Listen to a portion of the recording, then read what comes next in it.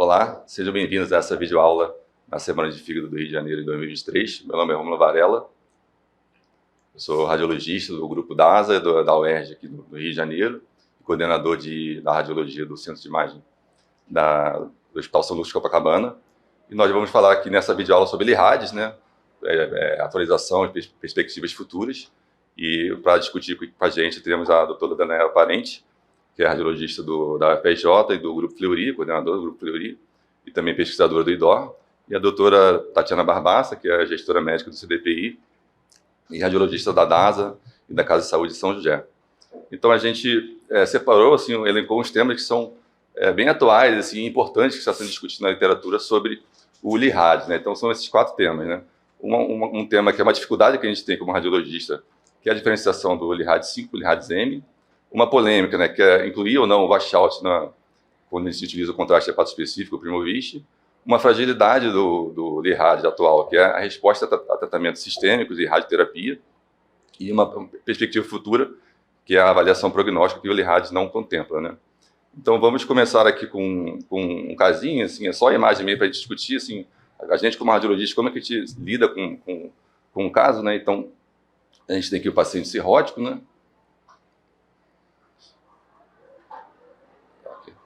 Então, a gente vê uma lesão heterogênea no segmento 7 e 8, né? Aqui na sequência T2, na sequência T1.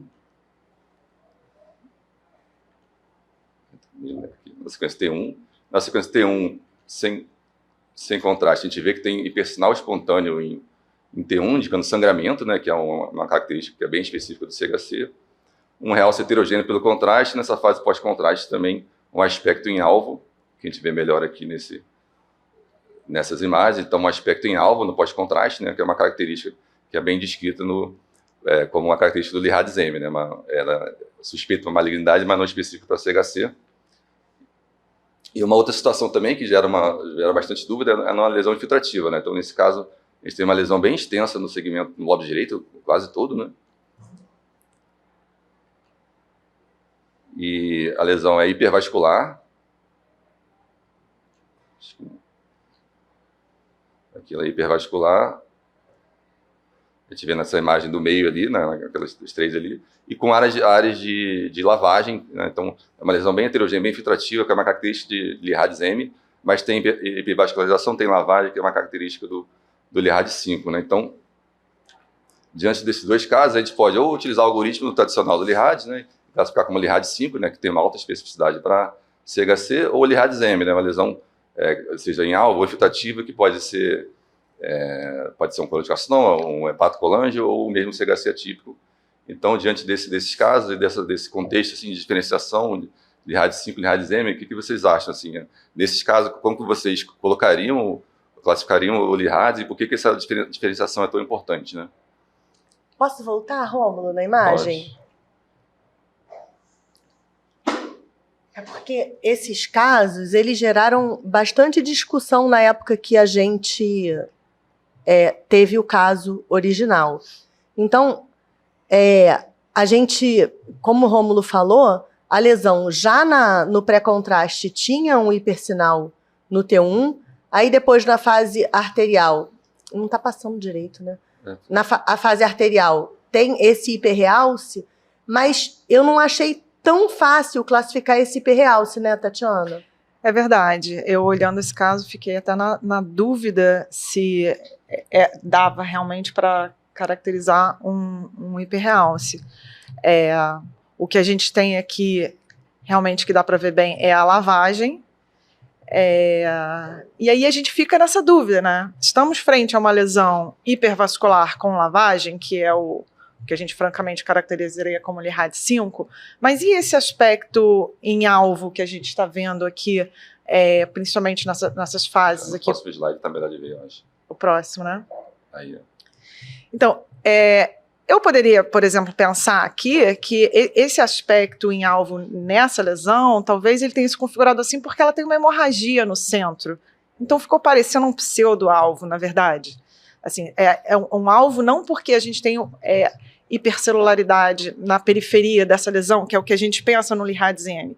nesse caso aqui, talvez tenha ficado com um aspecto em alvo simplesmente porque tem uma hemorragia, uma necrose ali no centro. E aí eu tenderia mais para um Lirad 5, pensando dessa maneira.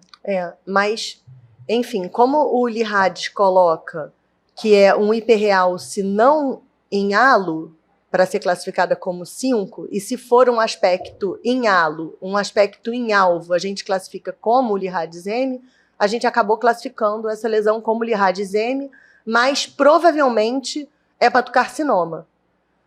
Então, a gente discutiu bastante esse caso.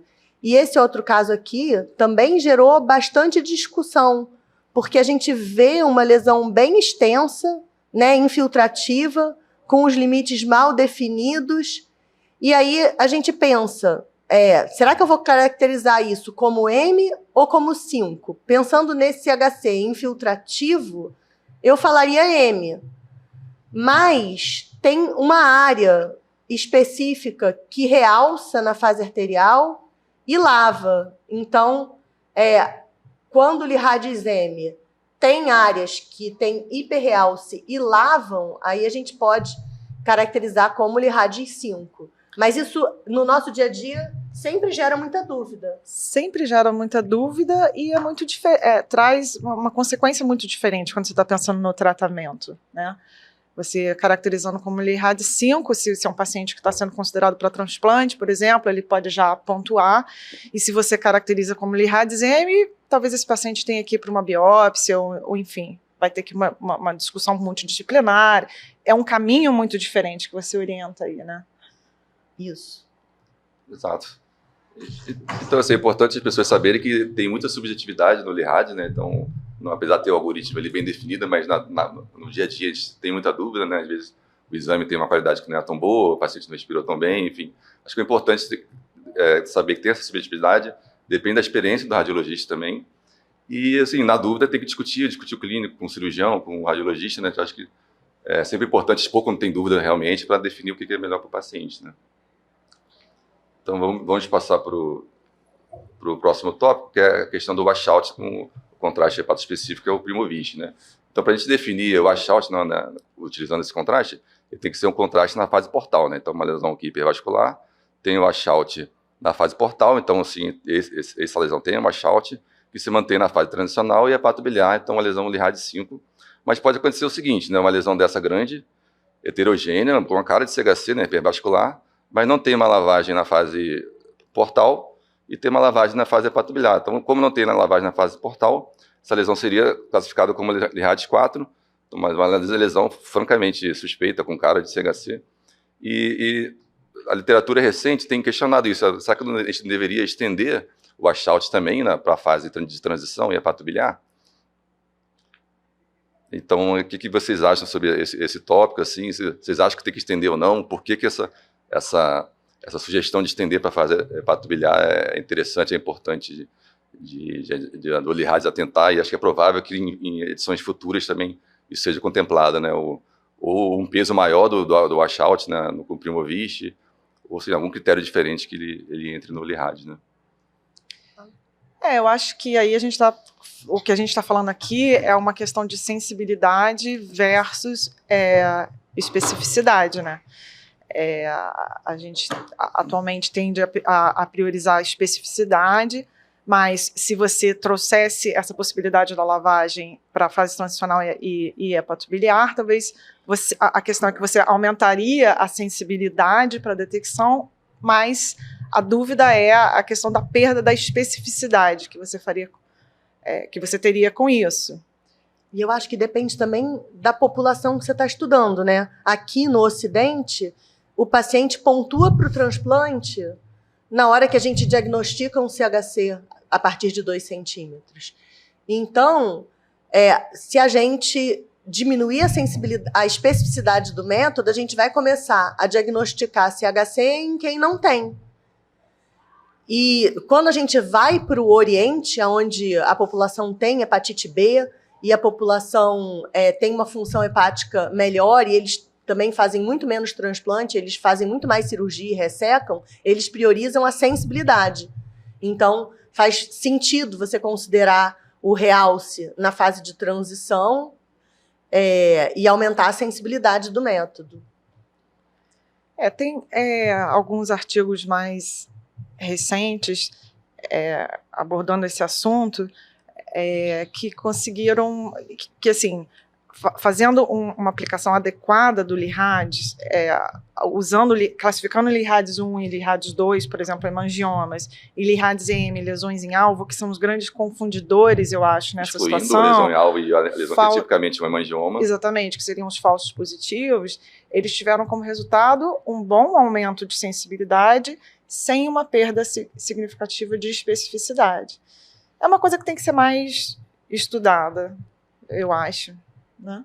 Sim, eu acho que como isso vai ter um impacto muito grande, né,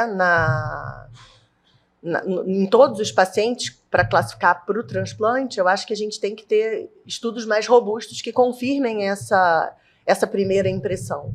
Né? Até porque a gente tem resultados discordantes. Os primeiros estudos falaram uma coisa e os estudos posteriores falaram outra. Então a gente tem que fazer um estudo bem grande, bem robusto, para solidificar esse conhecimento. Isso. E na prática a gente tem que aguardar as próximas edições do LIRAD e saber como é que ele vai definir isso com base na literatura para a gente poder começar a utilizar, né? A gente não pode utilizar esse critério ainda porque não está estabelecido no LIRAD. Né? Uma coisa que você falou interessante seria talvez a ideia de colocar esse como um critério de mais peso. Um peso maior. Um critério auxiliar de malignidade, mas com um peso maior. Um peso maior do que os nas outros próximas critérios, edições, né? exatamente.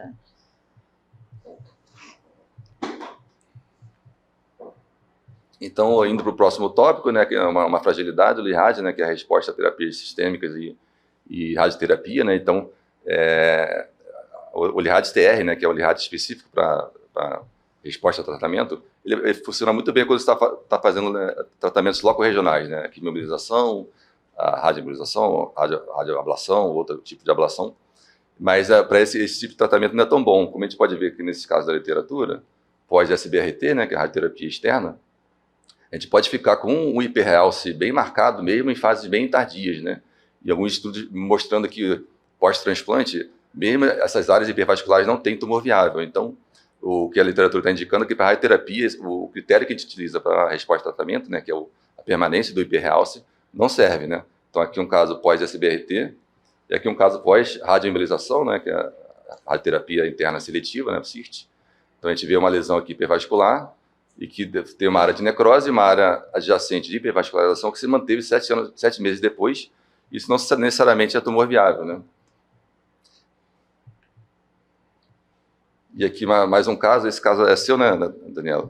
Então, não, mas só para reforçar que o LIRADS ele não contempla a radioterapia. Sim. Então, a gente tem que pensar com a lógica da nossa cabeça, e se a gente vir hiperrealce, não necessariamente é um tumor viável, porque o tecido fica com uma inflamação ali. Um processo de radionecrose também, né? Isso. Faz uma... hepatite actínica que evolui para radionecrose, enfim. Exatamente, com muita hiperemia ali, e muitas vezes um tecido que não é viável. Parece que tem alguns artigos falando que talvez, pós esses tratamentos com radioterapia, o critério de tamanho seja mais importante. Às vezes até assim, a estabilidade, a lesão não crescer ou a lesão diminuir seja um dos principais critérios que a gente tem. Então, muito diferente do que a gente pensa no LIRADS, que é muito baseado em impregnação, né? Então, esse caso aqui é um CHC mal delimitado, né, um hipervascular com lavagem, com trombo na veia, né, que a gente vê ali, aquela área hipervascular ali, com lavagem também. E o paciente fez, então, imunoterapia, e 2 anos depois permaneceu uma área de hipervascular ali no parênquima, mas o trombo na veia teve uma resposta muito boa, né? Então, uma resposta mista ali, a lesão permaneceu vascularizada e o trombo respondeu muito bem, né? Isso. Então, apesar do LIRADS não contemplar os tratamentos sistêmicos, como a imunoterapia, a gente pode pensar como a gente sempre fez. O que a gente vai procurar na imunoterapia? Hipervascularização e lavagem. Então, a gente tinha um trombo tumoral que tinha hiperrealce e lavagem, e aí 2 anos depois do tratamento, a gente não via tumor viável naquela topografia. Aquele pedaço tinha respondido. Outros pedaços não tinham, né? Mas era um CHC infiltrativo, que tem um prognóstico pior, e a imunoterapia estava segurando ele durante bastante tempo, apesar de ainda ter tumor viável em vários outros pedaços do fígado. Mas achei interessante essa resposta do tumor na veia, né? De ter respondido assim tão bem. Eu acho que uma coisa que a gente, como radiologista, vai ter que se preparar é para as terapias combinadas, né? O paciente vai fazer uma coisa ali logo regional, estão mais disponíveis, estão né? mais disponíveis, depois vai fazer imunoterapia, então você vai ter diferentes tipos de tratamento ali, então assim, a gente vai ter que se preparar para entender isso, né? A imunoterapia é recente, né? Tem pouco na literatura, inclusive, sobre a resposta na imagem, né? Tem alguns artigos iniciais. Então, assim, a gente tem várias formas de avaliar a resposta ao tratamento, né? O RECIST, que é antigo, o M-RECIST, que é modificado para o CHC, exatamente para a área de realce, né? O LIRADS-TR, ele surgiu com a imunoterapia, o I-RECIST, e já tem uma proposta do IM-RECIST, né? Que é modificado para a imunoterapia, que não está validado ainda, então talvez seja o futuro para a gente avaliar esses pacientes com pós-tratamento com imunoterapia, né? Então, vou passar. Então, aqui um último tópico, um tópico importante também, que o LIRADS atualmente não contempla, que é a avaliação prognóstica, né? A gente sabe que tem aspectos na imagem que inferem alguma mudança no prognóstico, né? Como, por exemplo, a margem tumoral ser regular ou irregular, o hiperrealce peritumoral. Então, quando tem esse hiperrealce também é um fator de mau prognóstico. O hipossinal na fase hepatobiliar também é um fator. O quanto que a lesão capta o contraste na fase hepatobiliar também, a gente sabe que os tumores menos diferenciados captam menos na fase hepatobiliar, né? São mais diferentes do hepatócito comum. A difusão também restringe muito a difusão, ela é uma lesão menos diferenciada. A presença de necrose também, então são todos marcadores de mau prognóstico, né? Então a gente tem o LIRADS, ele, dependendo do tipo da categoria, ele vai ter diferente tipo do CHC. A gente sabe que o CHC não é uma doença só, é uma doença heterogênea, né? Tem vários subtipos. Então o LIRADS-TR, o LIRADS 3 e 4 são normalmente lesões iniciais, bem diferenciadas. O LIRADS-TIV, tumor na veia, também é uma lesão normalmente bem agressiva. O LIRADS-5 é um tumor que já está progredindo, uma agressividade. E o LIRADS-M pode ser um CHC atípico ou um colangiohepatocarcinoma também, e seus subtipos também com pior prognóstico, né?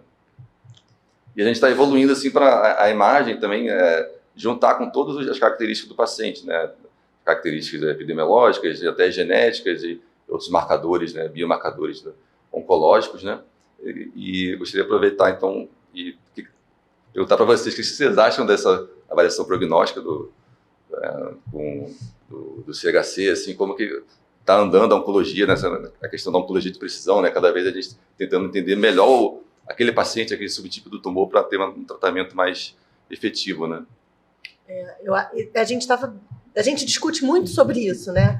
E a gente vem discutindo e estava discutindo sobre contraste extracelular, né? Gadolina extracelular, normal, Primovist, qual que a gente usa, qual que a gente não usa, todo mundo fala muito sobre isso. E a gente viu uma aula da Valérie Vilgrand, recente, ontem, e ela estava falando como que ela usa na prática clínica dela. Ela faz o diagnóstico com o contraste extracelular, porque aumenta a sensibilidade. Mas, depois que ela faz o diagnóstico, ela quer avaliar o prognóstico daquela lesão. Então, tem invasão microvascular? E aí são todas aquelas coisas que o Rômulo falou. Aí ela faz o contraste hepatobiliar e procura aquelas coisas. Tem um halo em volta da lesão de hiperrealce, que fica com baixo sinal na fase hepatobiliar, tem muita restrição à difusão, tem, enfim, aqueles outros achados, tem necrose, a cápsula está íntegra, o contorno é regular, irregular, e aí isso tudo fala sobre o prognóstico. O que você acha, Tati? Eu acho que é para aí que vai evoluir mesmo, assim, o LIRADS. Eu acho que é o momento, a gente está no momento da oncologia, que o tratamento ele é muito adequado àquele tumor em específico, né? Então, assim, a biologia do tumor é muito importante. E a gente, com o LIRADS atualmente, a gente perdeu um pouco isso, porque a gente perde um pouco a possibilidade de estudar histopatologicamente o tumor, porque a gente trata direto sem biópsia. Mas eu acho que a gente tem que crescer para ir para fazer um tratamento mais adequado em termos do prognóstico daquele paciente. Então, eu acho que a gente tem que buscar todos esses aspectos de imagem que possam ajudar. Quem sabe o Lirad no futuro também traga alguma coisa nesse sentido, né? Uma categoria 5 dividida, né? 5A, B, C, alguma coisa assim. Exatamente. Isso. E ainda, voltando à aula da Valérie, ela falou que ela atualmente está biopsiando os pacientes justamente para procurar coisas histopatológicas que possam inferir em relação ao prognóstico, né? Então, se a gente for... Eu acho que no próximo slide, não é, Rômulo, que vai falar ali do... Não, volta um, então, por favor. De todas essas coisas que vão compor o Lirad, a característica, né, de idade, sexo, raça, características histopatológicas, características de composição corporal mesmo, peso, BMI... Acho que tudo isso pode entrar, né, para a caracterização e para a configuração de uma coisa numérica, assim, do paciente, de probabilidade. Mostrando aqui, né, mostrar a probabilidade de CHC, de outros tipos de malignidade, e também avaliação prognóstica. Aí eu acho que a inteligência artificial entra dentro disso daí, né? Talvez. A gente coloca os dados aí. E dá um percentual de chance, né, de CHC e de prognóstico. Então, para concluir, estamos concluindo já. Então, o Lirad é um documento dinâmico, né? Já tem mais de 10 anos e a gente vê a evolução do Lirad, as suas versões, trazendo coisas que são importantes na literatura. Ele tem que evoluir mesmo, porque os tratamentos mudam, né? Tem novas modalidades de tratamento. Então, e a gente tem, além desses tópicos que a gente falou, alguns outros tópicos assim, e que são discutidos no Lirad e de perspectivas futuras. Vocês gostariam de, para concluir, ressaltar mais algum tópico? Eu acho que o Lirad foi muito importante para a gente padronizar a nomenclatura. Antigamente, cada um falava de uma maneira e ninguém se entendia. Então, foi um grande passo a gente ter feito o Lirad. E é uma coisa que está sempre em evolução, a ideia é justamente essa, né? E o que a Tati falou é muito importante. A gente vai ter cada vez mais os tratamentos combinados. Então, a gente vai ter que juntar tudo ali e se virar para dizer se está respondendo, não está respondendo, como que está respondendo, que critério que a gente está usando. Ou seja, a gente tem muito trabalho pela frente. É importante o radiologista acompanhar a literatura e estar sempre junto do clínico, do cirurgião, do oncologista para dar a resposta que eles querem, né? Que eles querem, exatamente. E as reuniões, isso tudo nas reuniões multidisciplinares, né? Que tem que trabalhar todo mundo junto em prol do paciente. Bom, tá bom, pessoal. Obrigado pela visita. Obrigado, Daniela. Obrigado, Tatiana. Até a próxima.